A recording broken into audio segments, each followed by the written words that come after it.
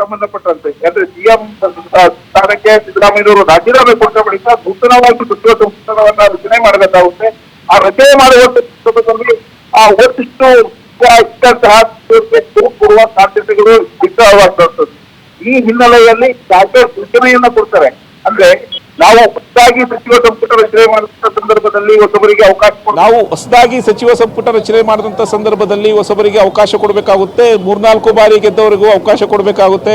ಹಾಗಾಗಿ ನಿಮ್ಮಲ್ಲಿ ಕೆಲವರು ತ್ಯಾಗಕ್ಕೆ ಸಿದ್ಧರಾಗಬೇಕು ಎಂಬ ವಿಚಾರವನ್ನ ಇವತ್ತಿನ ಬ್ರೇಕ್ಫಾಸ್ಟಿಂಗ್ ಮೀಟಿಂಗ್ ನಲ್ಲಿ ಮಾಡ್ತಾ ಇರುವಂತದ್ದು. ಯಾಕೆಂದ್ರೆ ಏಕಾಏಕಿ ಈಗ ಸಿಎಂ ಸಿದ್ದರಾಮಯ್ಯನವರು ಬದಲಾಗ್ತಾ ಇದ್ದಾರೆ. ಡಿಸಿಎಂ ಡಿ.ಕೆ. ಶಿವಕುಮಾರ್ಗೆ ಸಿಎಂ ಸ್ಥಾನ ಸಿಗ್ತಾ ಇದೆ. ಹೀಗಾಗಿ ಅವರ ಆಪ್ತರಲ್ಲೂ ಅಂದ್ರೆ ಸಿಎಂ ಸಿದ್ದರಾಮಯ್ಯ ಆಪ್ತರಲ್ಲೂ ಒಂದಿಷ್ಟು ಅಸಮಾಧಾನಗಳು, ಮುಂದೆ ನಮ್ಮ ರಾಜಕೀಯ ಭವಿಷ್ಯ ಏನು ಎಂಬ ವಿಚಾರಗಳು ಈಗಾಗಲೇ ಅವರಲ್ಲಿ ಇದೆ. ಸಿಎಂ ಸಿದ್ದರಾಮಯ್ಯನವರ ಬಳಿ ಕೂಡ ಚರ್ಚೆ ಆಗಿರುವಂಥದ್ದು. ಅಂದರೆ ನಿಮ್ಮ ಸ್ಥಾನ ತೆರವಾದ ಬಳಿಕ ನಮಗೂ ಕೂಡ ಒಂದಿಷ್ಟು ರಾಜಕೀಯವಾಗಿ ಹಿನ್ನಡೆಯಾಗುತ್ತೆ, ಸಚಿವ ಸಂಪುಟದಲ್ಲಿ ಅವಕಾಶ ಸಿಗುತ್ತೋ ಸಿಗಲ್ವೋ ಎಂಬ ಗೊಂದಲದಲ್ಲಿ ಕೆಲವು ಸಚಿವರು ಇರುವಂಥದ್ದು. ಈ ವಿಚಾರಕ್ಕೆ ಸಂಬಂಧಪಟ್ಟಂತೆ ಸಿಎಂ ಸಿದ್ದರಾಮಯ್ಯನವರು ನೇರವಾಗಿ ಎಲ್ಲರ ಹತ್ರನೂ ಬಹಿರಂಗವಾಗಿ ಚರ್ಚೆ ಮಾಡಲಿದ್ದಾರೆ. ಜೊತೆಗೆ ಡಿಸಿಎಂ ಡಿ.ಕೆ. ಶಿವಕುಮಾರ್ ಅವರು ಇರೋದ್ರಿಂದ ನೇರವಾಗಿ ಅಲ್ಲೇ ಒಂದಿಷ್ಟು ಮಾಹಿತಿಗಳನ್ನ ಡಿ.ಕೆ.ಶಿ ಬಳಿ ಕೂಡ ಹಂಚಿಕೊಳ್ಳುವಂಥದ್ದು.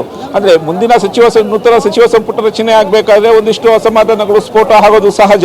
ಇದರಿಂದ ಯಾರು ವಿಚಲಿತ ಆಗಬಾರ್ದು, ತಮ್ಮನ್ನ ಸಚಿವ ಸಂಪುಟದಿಂದ ಕೈಬಿಟ್ರು ಅಂತ ಹೇಳಿ ಪಕ್ಷ ಕೊಡುವ ಒಂದು ಸಂಘಟನೆ ಜವಾಬ್ದಾರಿಯನ್ನ ಎಲ್ಲರೂ ಕೂಡ ಜವಾಬ್ದಾರಿಯನ್ನು ನಿರ್ವಹಿಸಬೇಕು, ಸಂಘಟನೆಯನ್ನ ಮಾಡಬೇಕು. ಮುಂಬರುವ ಸ್ಥಳೀಯ ಸಂಸ್ಥೆ ಚುನಾವಣೆ ಸೇರಿದಂತೆ ಜಿಬಿಐ ಚುನಾವಣೆ ಆಗ್ಬೋದು ಅಥವಾ 2028ರ ಚುನಾವಣೆ ವಿಧಾನಸಭಾ ಚುನಾವಣೆಗೆ ಸಂಬಂಧಪಟ್ಟಂತೆ ನೀವು ಈಗಲೇ ಸಿದ್ಧರಾಗಬೇಕು ಎಂಬ ಸಂದೇಶವನ್ನ ಸಿಎಂ ಸ್ಥಾನದಲ್ಲಿ ಇಟ್ಕೊಂಡು ಕೊನೆಯ ಸಂದೇಶವನ್ನು ಕೊಡುವ ಸಾಧ್ಯತೆಗಳು ಇದೆ.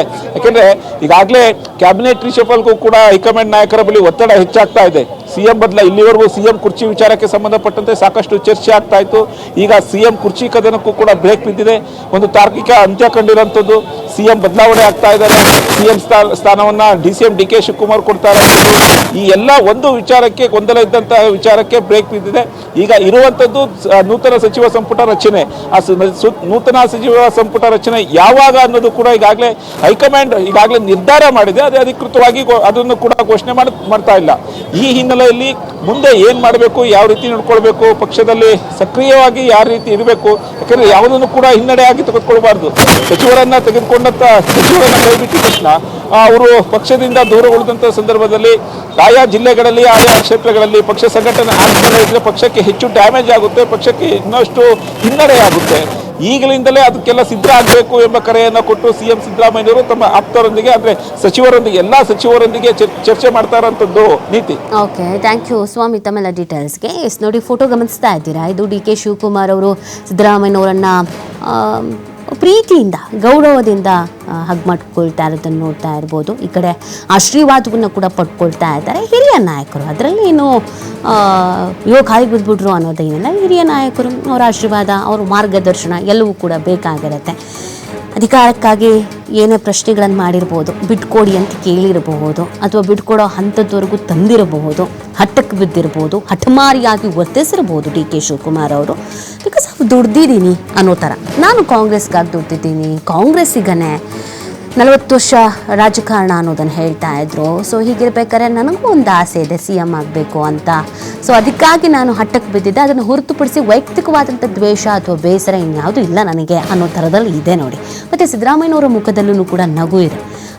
ಮುಖ ಗಂಟು ಹಾಕ್ಕೊಂಡು ಆ ಕಡೆ ತಿರ್ಕೊಂಡು ಯಾರೋ ಗೊತ್ತಿಲ್ಲ, ನಾನೊಂದು ತೀರ ನೀನೊಂದು ತೀರ ಅನ್ನೋ ಲೆಕ್ಕಾಚಾರದಲ್ಲಿ ಈ ಫೋಟೋದಲ್ಲಿ ಇಲ್ಲ.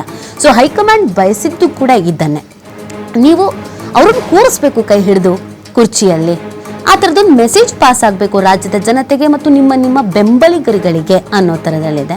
ಸೊ ಈ ಫೋಟೋನು ನೋಡ್ತಾ ಇದ್ದೀರಾ, ಇದರಲ್ಲಿ ಡಿ.ಕೆ.ನ ಸ್ವಲ್ಪ ಸೈಲೆಂಟ್ ಆಗಿರೋ ಥರ ಇದೆ. ನಾರ್ಮಲ್ ಆಗಿ ಸಿದ್ದರಾಮಯ್ಯನವರ ಮುಖದಲ್ಲಿ ನಗು ಅನ್ನೋದಕ್ಕೆ ಇದೆ. ಸೊ ಹೀಗೆ ಅಲ್ವಾ ಮುಂಬರುವಂಥ ತಲೆಮಾರುಗಳಿಗೆ, ಹೊಸ ಚಿಗುರುಗಳಿಗೆ, ಹಳೆ ಬೇರುಗಳು ಅವಕಾಶವನ್ನು ಕಲ್ಪಿಸುವುದು ಅಂತಂದರೆ ಇದೆ ಅಲ್ವಾ. ಸೊ ಇದು ಬೇಕಾಗಿತ್ತು. ಇದೊಂದು ಪಾಸಿಟಿವ್ ಆದಂಥ ರಿಯಾಕ್ಷನ್ಸನ್ನು ಎಲ್ಲ ಕಡೆ ಸ್ಪ್ರೆಡ್ ಮಾಡೋ ಥರ ಮಾಡುತ್ತೆ. ಸೊ ಏನೇ ಇರ್ಬೋದು, ಬೇಸರಗಳು ಯಾರಿಗೆ ತಾನೇ ಖುಷಿ ಇರುತ್ತೆ ಹೇಳಿ. ನಾವಾದ್ರೂ ಬಿಟ್ಕೊಟ್ಬಿಡ್ತೀವ? ನಾವೊಂದು ಮನೆನೇ ಬಿಟ್ಕೊಡಲ್ಲ. ಬಾಡಿಗೆ ಮನೆಯಿಂದ ಓನರ್ ಖಾಲಿ ಮಾಡಿ ಅಂತಂದರೆ ಆ ಬಾಡಿಗೆ ಮನೆ ಖಾಲಿ ಮಾಡೋದಕ್ಕೆ ಸಾವಿರ ರೂಲ್ಸ್ ಮಾತಾಡ್ತೀವಿ. ಇನ್ನು ಸಿ ಎಂ ಸ್ಥಾನ ಯಾರು ಬಿಟ್ಕೊಡ್ತಾರೆ? ಸೊ ಬಿಟ್ಕೊಡುವಾಗ ಸಹಜವಾಗಿ ಬೇಸರ ಅನ್ನೋದು ಇದ್ದೇ ಇರತ್ತೆ, ಅಥವಾ ಒಂದು ನೋವು, ಒಂದು ಬೇಜಾರು ಅನ್ನೋದು ಇದ್ದೇ ಇರುತ್ತೆ. ಮತ್ತು ಇದು ಸಿದ್ದರಾಮಯ್ಯನವ್ರು ಒಬ್ರದ್ದೇ ಡಿಸಿಷನ್ ಆದ್ರೂ ಕೂಡ ಅವರು ನಂಬ್ಕೊಂಡಿದ್ದಂಥ ಆಪ್ತರುಗಳಿದ್ರಲ್ಲ, ಅವ್ರುಗಳಿಗೆ ಇಷ್ಟ ಇರಲಿಲ್ಲ. ಈಗ ಅವ್ರುಗಳನ್ನು ಸಮಾಧಾನ ಮಾಡಬೇಕಾಗತ್ತೆ. ಹೈಕಮಾಂಡ್ ನಾಯಕರಿಗೆ ಕೊಟ್ಟನ್ನ ಮಾತನ್ನು ಉಳಿಸ್ಕೊಳ್ಬೇಕಾಗತ್ತೆ. ಇನ್ಮೇಲೆ ಯಾವುದೇ ಸಮಸ್ಯೆ ಆಗಲ್ಲ, ಎಲ್ಲವೂ ಸರಿದೂಗಿಸ್ಕೊಂಡು ಹೋಗುತ್ತೆ ಅಂತ. ಅದು ಮಧ್ಯದಲ್ಲಿ ಅವರೊಂದು ಚಿಕ್ಕದಾಗಿ ಬ್ರೇಕು ತಗೊಳ್ತಾರೆ. ಸೊ ಅದಾದ ನಂತರ ಮತ್ತೆ ರಾಜಕೀಯ ಅನ್ನೋದು ಇದ್ದೇ ಇರುತ್ತೆ. ಇದೆಲ್ಲದರ ನಡುವೆ ಈ ಬ್ರೇಕ್ಫಾಸ್ಟ್ ಮೀಟಿಂಗ್ ಅಂತ ನಾವು ಏನು ಇಷ್ಟೊತ್ತು ಹೇಳ್ತಾ ಇದ್ವಿ, ಅದರಲ್ಲಿ ಅಕ್ಕಪಕ್ಕದಲ್ಲಿ ಕೂತಿರೋದು ಸದ್ಯಕ್ಕೆ CM ಮತ್ತು DCM ಮತ್ತು ಆಶೀರ್ವಾದವನ್ನು ಪಡ್ಕೊಳ್ತಾ ಇರೋದನ್ನು ನೀವು ಗಮನಿಸ್ತಾ ಇದ್ದೀರಾ. ಸೊ ನಿಮ್ಮ ಮಾರ್ಗದರ್ಶನ ಬೇಕು, ನಿಮ್ಮ ಮಾರ್ಗದರ್ಶನದಲ್ಲೇ ನಡ್ಕೊಂಡು ಹೋಗ್ತೀನಿ ಅನ್ನೋ ಥರದಲ್ಲಿ ಇದೆ ಈ ಒಂದು ಫೋಟೋ.